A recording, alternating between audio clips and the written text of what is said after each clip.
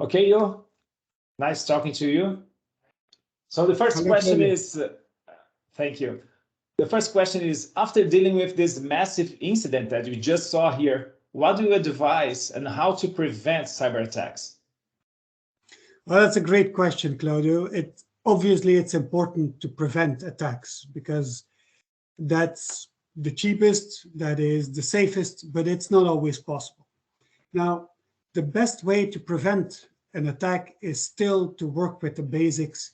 Make sure, number one, your people are trained, your people know the risks, people understand what's going on. If emails come in from unknown parties with links, or if you connect a vendor and you don't know what the vendor is, that's all part of prevention, is really to make your people capable to understand the risk, right? And that's the number one. Your people are always going to be the first and the last to trust.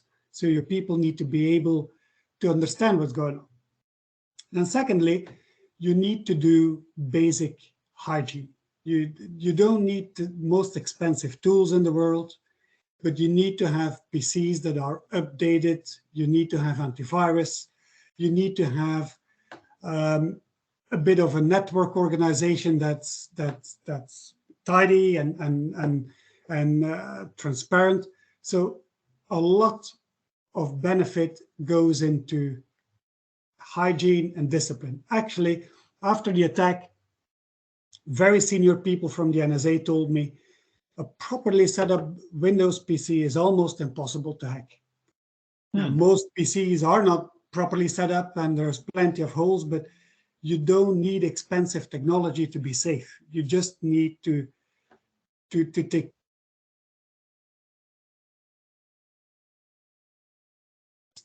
and you do that for all your PCs, not for half, because then you still get hacked, but you keep that discipline in to be sort of tidied up.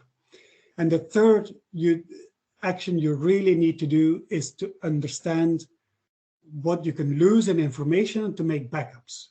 Because if you have good backups, then stuff like ransomware is actually not that dangerous.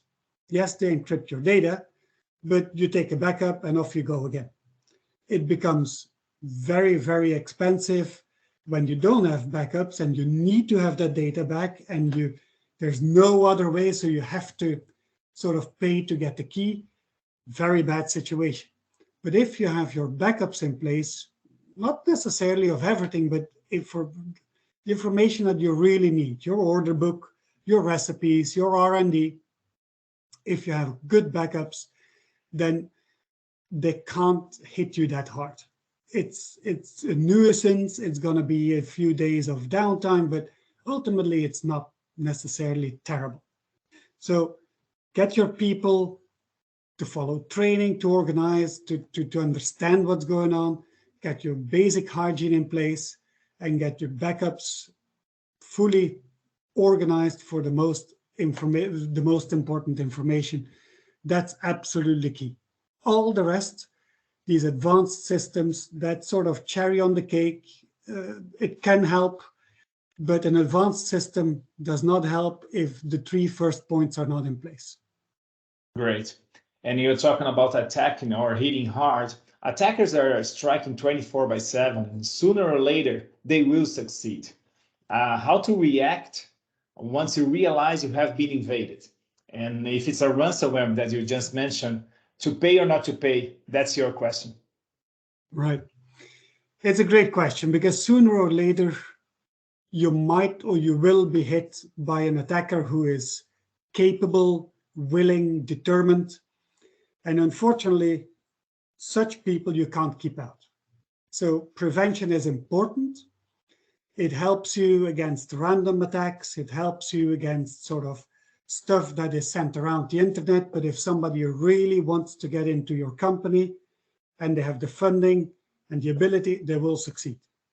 So at that point, you are being attacked. So everybody has to prepare for that possibility. I'm not saying it will happen, but there's a possibility that somebody really wants to hit your company. If that happens, they will succeed. Number one rule is take care of your people. because nothing else will work. The systems will be down, interface with banks will be down, email might be down, but your people will be will be what you have left to keep the company running, to talk with your clients, to organize your vendors, to do payments. So your people are number one. And it's super important to take care of them first. The second thing that you need to do is to take care of your critical assets. Let's say it can be a machine, it can be a piece of competence, but really what is the most important for the company to survive? Now, we're not talking about making money. We're talking about staying alive. Surviving, yep. Surviving. So it might be pumps, it might be basic goods, it might be keeping your most important clients or customers happy with sort of commodity services. It's not maybe going to be very advanced services or products, but keep the flow going as good as you can. So there's a very high focus on keep the company afloat, right? And with these two, that's already quite a task. So in Hydro, the way we did this was by organizing all the people we had in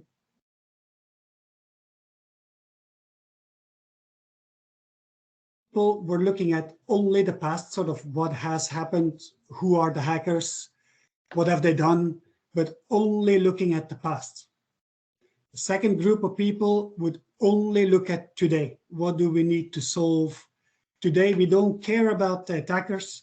We don't care about the future. We talk about which are the most important customers, what payments do we need to get through, do we need to get payroll through, organize today's priorities with today's tools. And the third group would then look into the future. How do we build better? How do we ensure this doesn't happen again? How do we strengthen our architecture?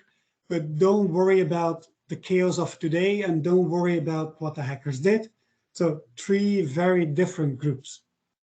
And if you organize like this, then you can separate a little bit. If you want to know what have the hackers done, it's one group. What do we do today is the second, and how do we build our future is the third. Now, back to your question about ransomware and how do we pay. In all honesty, if you're well organized, and Hydro was a bit the case, with good backups, then ransomware is not that bad. It's a nuisance. It's a bit of work, but you don't really lose data because you pick it up from back. Or that the attackers were out, so they couldn't strike again. They couldn't do a second and a third attack. And that takes a bit more time. That took us 2-3 months. But it's so important, if you can, to not pay. Because first of all, when you pay, we know from experience that, yes, you might get a key, but the key doesn't necessarily work because the virus does more damage than what the attackers have control of. Secondly, if you pay, you don't get them out. They could come back next month or in 6 months and ask for more money.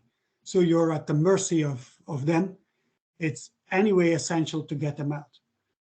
And it's much better to prepare processes to make sure that we're not going to pay. We will survive without paying.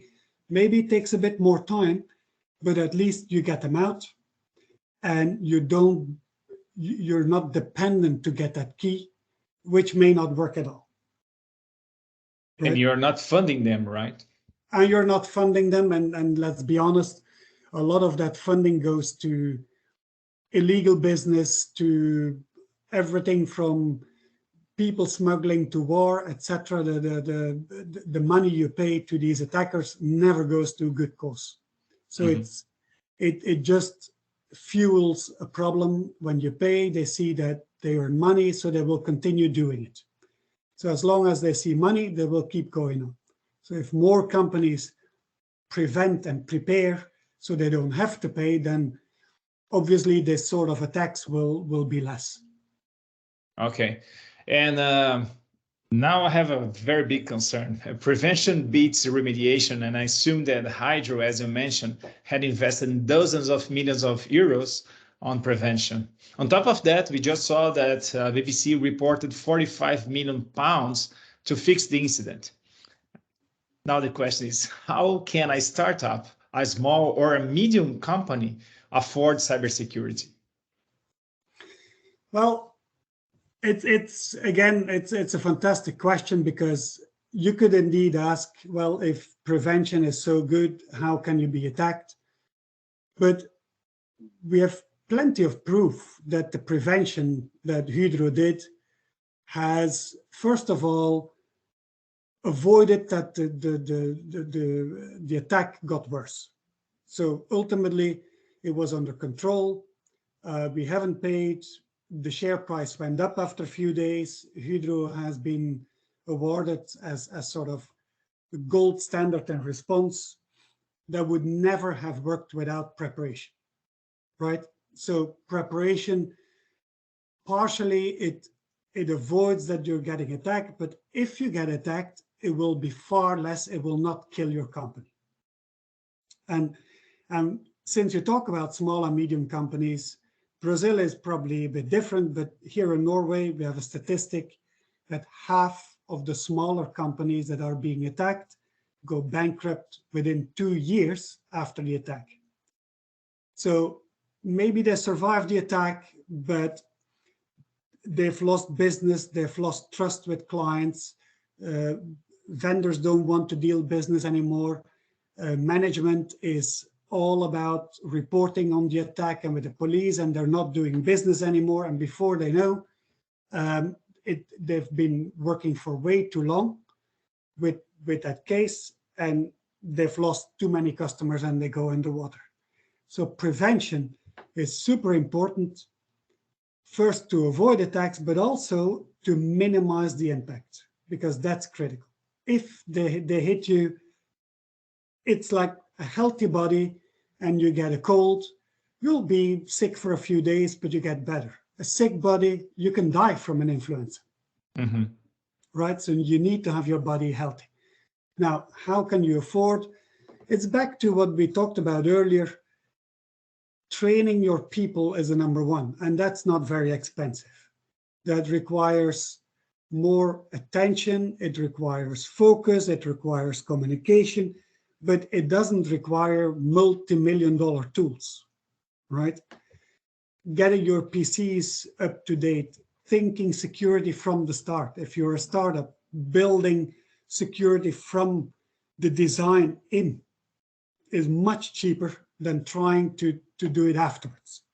So the earlier you begin, the better. Okay. And we talk a lot about risks, and considering all these risks involved, avoiding IT-OT convergence could be a possibility, but do you think that is a smart decision? Absolutely not. I think, first of all, OT is becoming digital whether we want it or not. OT connects to vendors, to other services. There's people walking around with telephones, etc. So OT is vulnerable anyhow. It's actually an advantage for security to do the convergence, because then at least you have a visibility on what's going on in your plant. If you have IT and OT together, you start to see correlations. Maybe something happens in IT, maybe not that big, but something in OT as well, and all of a sudden that is a concern. So with better visibility comes better insight, and with better insight, better decisions and faster decisions. So convergence is definitely not a disadvantage for security. Okay, so it's like an airplane, right? You have the risks, but you still fly, right? That's a fantastic metaphor. There's too many advantages with IT-OT convergence. We shouldn't stop it and don't get these advantages, but rather just manage the risk. Okay. And last statement from your side, Jo, what do you think about zero trust? Zero trust is a great philosophy. It's going to be fairly complicated to implement it everywhere all the time. But as an idea, it's good because we can't move on over time, and especially with new developments, that once you log on, you're trusted everywhere, but rather build these mechanisms in the back that test if you are you, if you're Claudio and you're really Claudio. That's absolutely essential, and a lot of companies should at least build a strategy to get there, even though it will take years to get there, but it's the only way forward. That's amazing. Jo, thanks a lot for your time, and please send your regards to the Brazilians that are watching you, that and make sure that you keep loving Brazil. I love Brazil. I've been there dozens of times. I love the country. I love the people. Good luck to you all, and I hope we talk soon again. Yeah. Thank you.